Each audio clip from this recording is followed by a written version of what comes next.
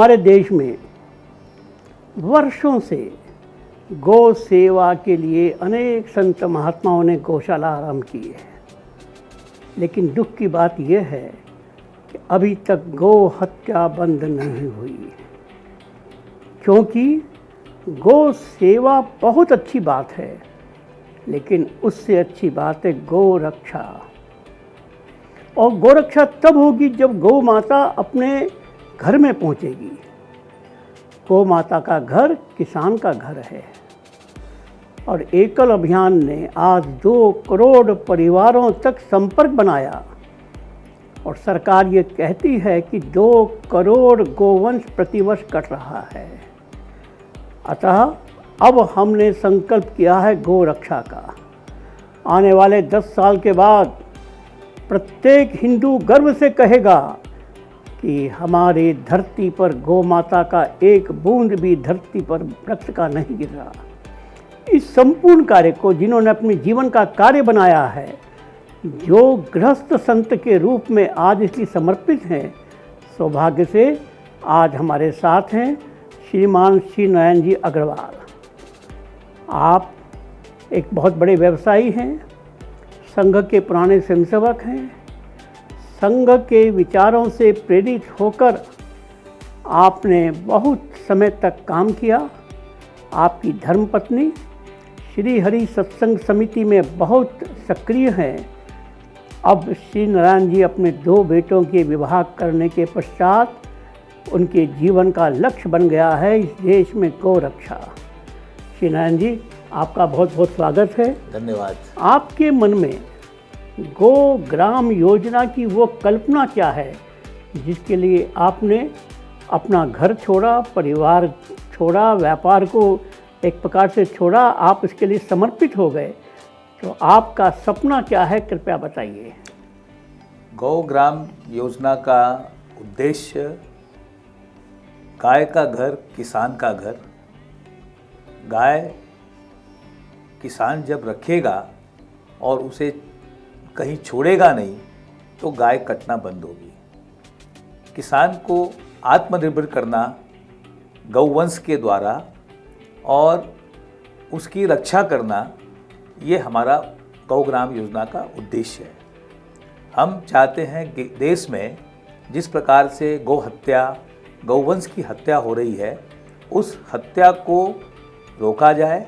गौ माता हमारी धर्म के नाम पे जिस प्रकार से कट रही है, वो कटना बंद होना तभी संभव होगा जब किसान परिवार में गौ माता को, गौवंश को रखेगा।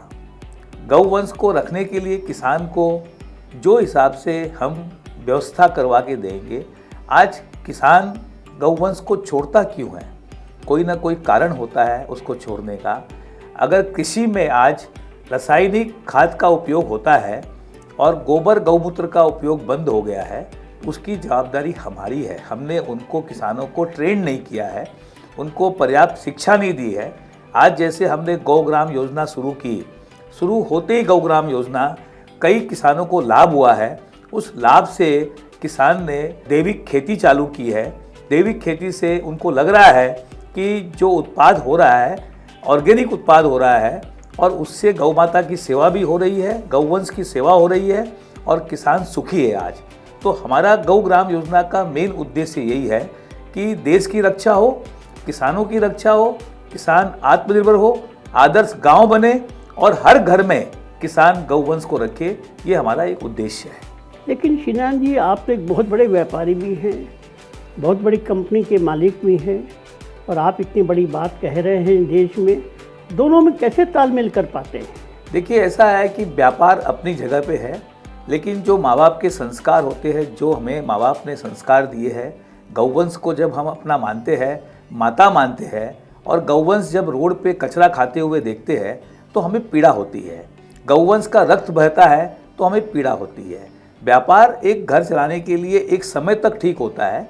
जब बच्चे बड़े हो जाते हैं, उनको जिम्मेदारी दे के हमारा कुछ दायित्व देश के प्रति और कुछ धर्म के प्रति भी बनता है।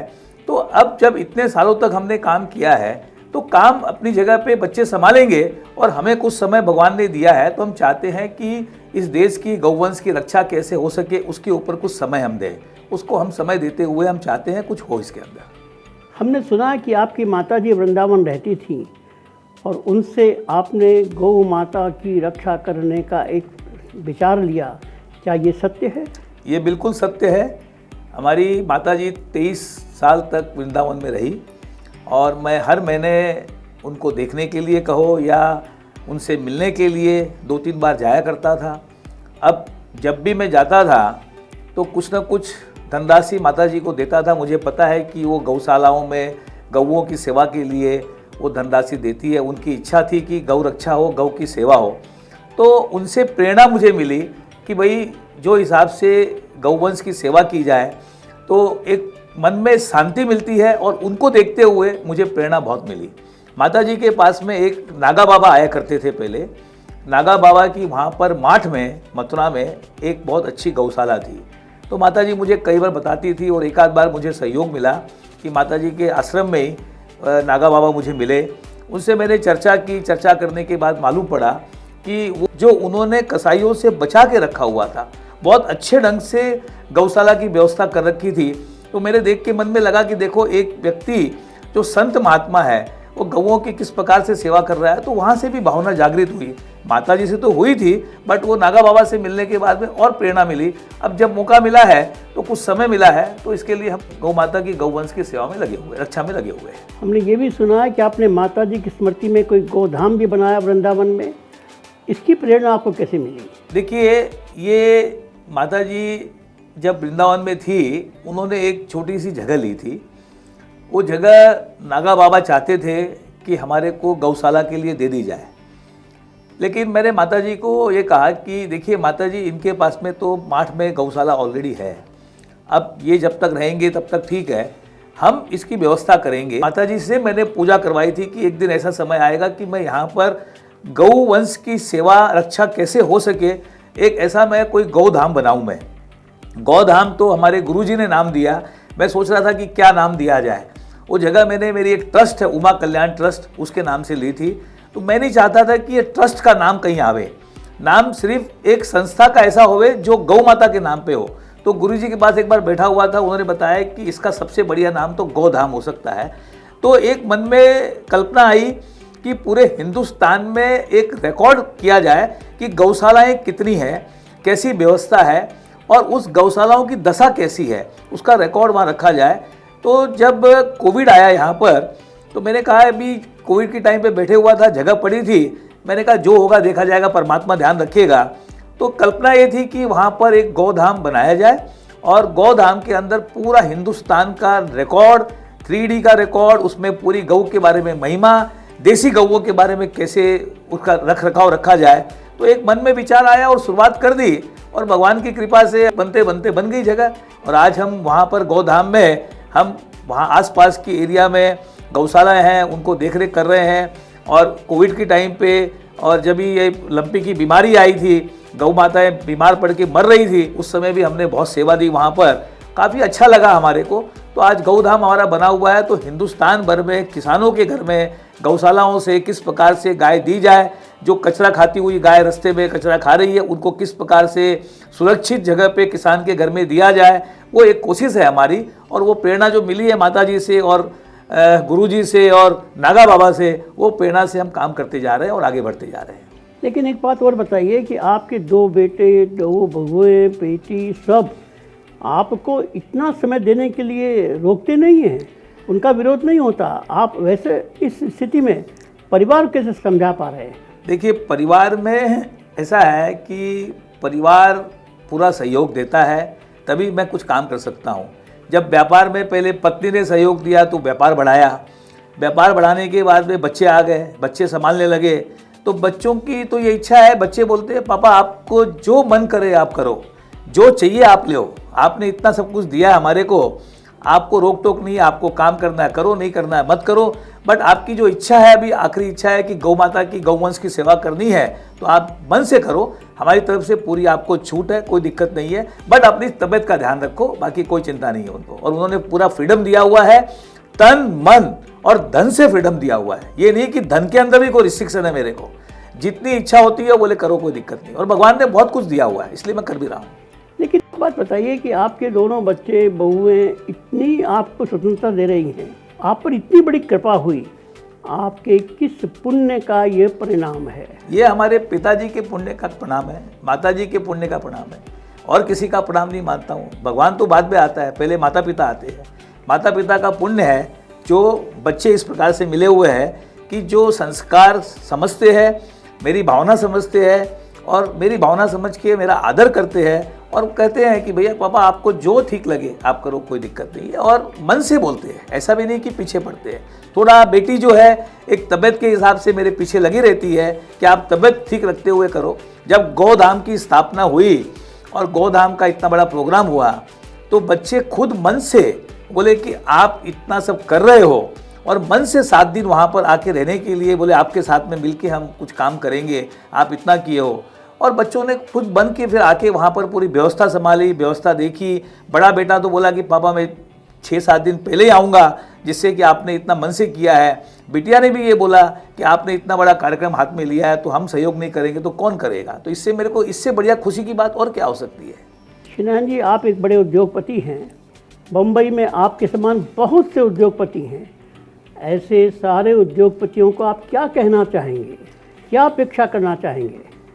देखिए, उद्योग एक ज़रूरी है घर परिवार चलाने के लिए, और एक सीमा तक पैसा कमाना और बच्चों को देना, वहाँ तक तो मैं ठीक मानता हूँ। बट लेकिन क्या है कि जो एक इसको बोलते हैं कि ग्रीडीनेस, की भाई पैसा कमाओ कमाओ कमाओ और बस लगे रहो रात दिन उसी में। मेरा मानना है कि जो उद्योगपति हैं जिन्होंने इतने सालों तक काम किया है, काम करने के बाद में एक उन्होंने धन एकत्रित किया है या व्यापार बढ़ाया है अपना, कुछ समय निकाल के, समय और पैसा दोनों चीज़ देना चाहिए उनको। और ये नहीं है कि एक परिवार में अगर मान लीजिए आपने बहुत कुछ दे दिया है बच्चों को, कितना देंगे बच्चों को? आज कुछ आपने आज भी अर्जित किया है तो वो देश की सेवा में, गौवंश की सेवा में, जहाँ ठीक लगे वो सेवा में उनको धन लगाना चाहिए। लोग बोलते हैं कि 1% 2%, अरे 1% 2% क्या है? 1% 2% का कुछ महत्व नहीं है। अगर आप 100 करोड़ कमाते हो तो दो ना, 10-15 करोड़ 20 करोड़ रुपये दो ना। कहाँ भी करता है, कहाँ काम होने वाला है? क्या करोगे? बच्चों को देके जाओगे। तो मैं यही बोलना चाहूँगा बड़े बड़े व्यापारियों को, बिजनेसमैन को कि आगे आइए। जो धन बच्चों को दे दिया है, बहुत दे दिया है आपने, अब धन आप सदुपयोग में लगाइए और सेवा कार्य में लगाइए, ये मैं बोलना चाहूँगा। एक आखिरी प्रश्न, कोई भी काम मनुष्य करता है अपने आनंद के लिए, कुछ सेवा भाव, कुछ कर्तव्य के लिए किया जाता है। गौ सेवा आपके आनंद का माध्यम है या केवल कर्तव्य बोध से आप कर रहे हैं? नहीं, ये तो मैं मेरी तरफ से माता पिता के आशीर्वाद से सेवा भी मानता हूँ और मेरा कर्तव्य भी मानता हूँ और धर्म भी मानता हूँ। ये तीनों चीज़ मानता हूँ और मेरे मन से, मैं मेरे मन से कार्य करता हूँ। अगर मेरा मन उस चीज़ में नहीं लगे तो मैं वो कार्य नहीं करता हूँ। मेरा 100% मन इस चीज़ में लगा हुआ है कि मैं अपने लाइफ तक, जब तक मैं जीवित हूँ तब तक मैं गौवंश की रक्षा करूं, सेवा करूं और अच्छे से अच्छे ढंग से इस देश के अंदर गौ माता का, गौवंश का रक्त न गिरे उतनी कोशिश करूं मैं। मेरी अंतिम इच्छा ये है गौवंश के लिए। मित्रों, ऐसा व्यक्ति भी आपने देखा है कि जो अपनी अंतिम इच्छा यह व्यक्त कर रहा है कि इस देश में गौ माता का रक्त नहीं गिरे। आइए हम सब शुभकामना करते हैं श्रीनारायण जी के साथ कि श्रीनारायण जी इस दुनिया में अपनी आँखों से देखेंगे कि अब हमारी माँ सुरक्षित है, एक भी गोवंश कटने की नौबत नहीं आई। हम गर्व से अपने को हिंदू कहेंगे और अपनी माता की रक्षा का आशीर्वाद प्राप्त करेंगे। श्रीनारायण जी, आपको बहुत बहुत धन्यवाद। नमस्कार। नमस्कार।